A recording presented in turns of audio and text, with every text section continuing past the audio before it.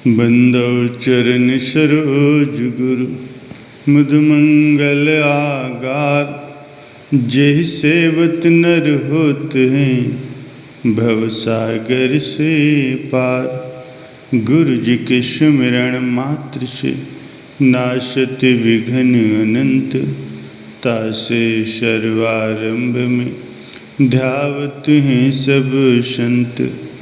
तासे सर्वारंभ में ध्यावत हैं सब संत।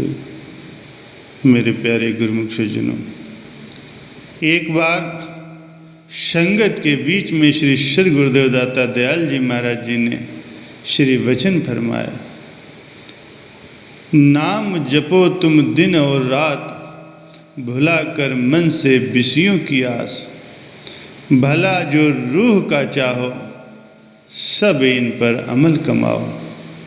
मिटाकर दिल से सारी नफरत, कर लो प्रभु से पाक मोहब्बत। किसी का दिल न दुखाओ, छोड़ कपट करो नेक कमाई। सच्चाई से करो सेवकाई, गर अपनी तरक्की चाहो, इन सब पर अमल कमाओ। बार बार न मिलेगा ये मौका, भक्ति का कर ले तू सौदा। समय न यूं ही तुम बेकार गंवाओ, इन सब पर अमल कमाओ। मानुष जन्म की जीत लो बाजी, हर दम रहो रजा में राजी। प्रभु को जो तुम पाना चाहो, इन सब पर अमल कमाओ। श्री गुरु महाराज जी ने ये वचन फरमाए जो रूहानी बीमारियों को दूर करने वाले हैं। जो बड़भागी इनको अमल में लाते हैं, वे यकीनन रूहानी लाभ को प्राप्त करते हैं।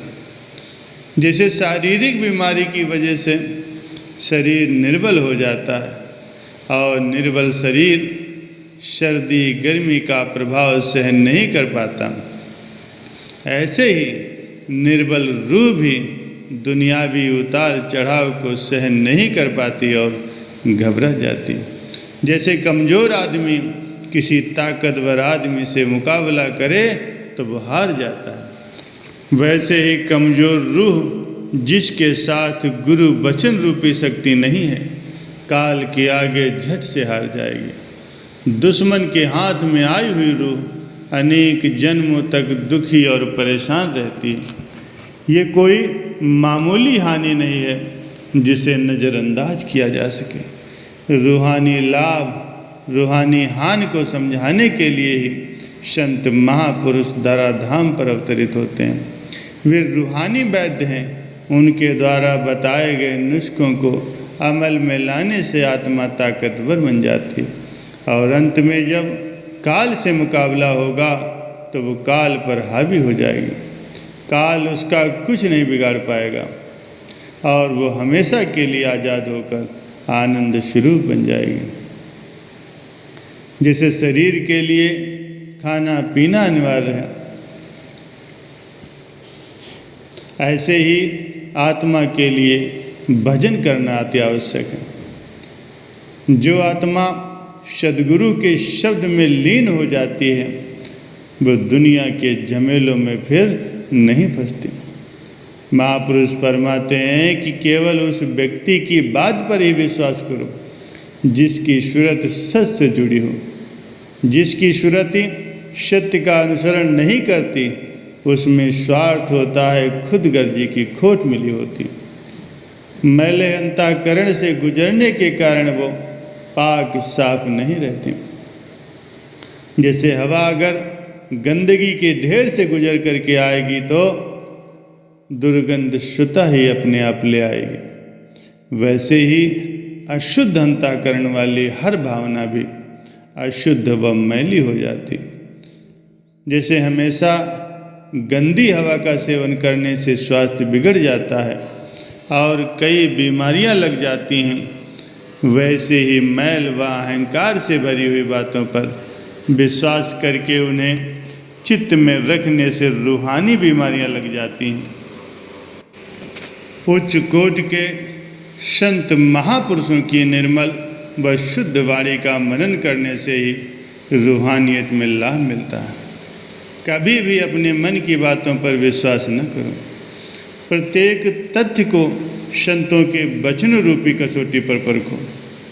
कुदरत का ये नियम है कि जो चीज़ हृदय में प्रवेश कर जाती है वो अपना प्रभाव अवश्य दिखलाती है। इस कारण से सदैव सतर्क रहो, प्रपंच व मिथ्या वाद विवाद से दूर रहो।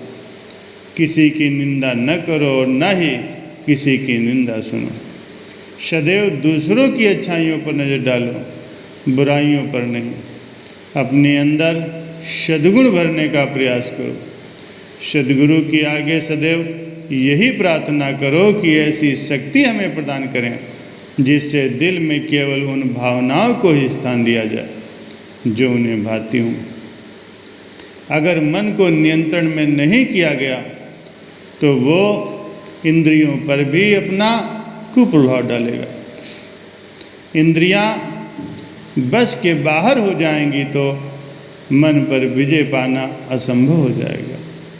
मन को श्री चरणों से जोड़े रखने के लिए सद्गुरु के नाम का आश्रय लेना अति आवश्यक है। मन लोचे बुराइयाँ गुरु शब्दी एन मन होड़िए। जब भी मन बुराई की तरफ जाए तो उसे शब्द के अंकुश से नियंत्रण में रखने का प्रयास करें। जिसके पास शब्द रूपी हथियार नहीं है उस पर मन व इंद्रियों की सेना अपना भरपूर वार करती है, उन्हें माया की तरफ धकेल करके भक्ति से वंचित कर देती है। फिर चाहे वो राजा हो या महाराजा, कोई भी इसके चंगुल से छूट नहीं सकता। जैसा कि कहा भी गया है, चंचल मन को काबू करता गुरु का साचा नाम, भटक न पाए वो जिसके सर पर हो भगवान। श्रद्धा से जो नित्य करे सुमिरन भजन और ध्यान, गुरु कृपा से निश्चय ही होता उसका कल्याण। गुरु मूरत को त्रिकुटी में करे जो विराजमान, अंतर मन अलौकिक नूर से हो जाए प्रकाशमान। ऐसे निर्मल मन में प्रभु हो जाते शोभायमान, प्रभु की नजरे रहमत से पाए दरगाह में सम्मान। सरल नहीं प्रभु प्रेम का मार्ग, आए विघ्न अनथाह, पहुँचे वही लोक अनामी जो करे न इनकी परवाह।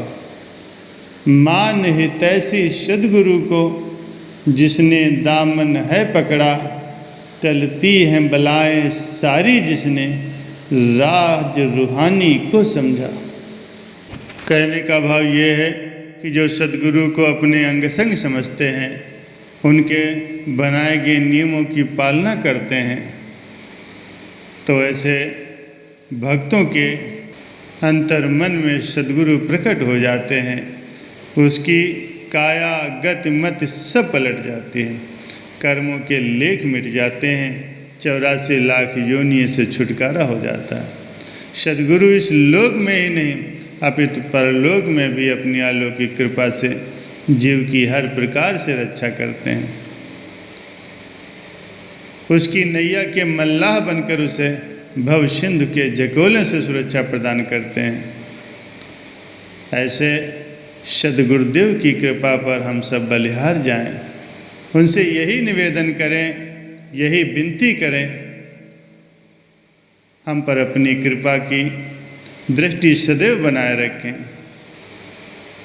और जिससे हमारा ये लोक भी सुखी बने, परलोक भी सुहेला बन जाए।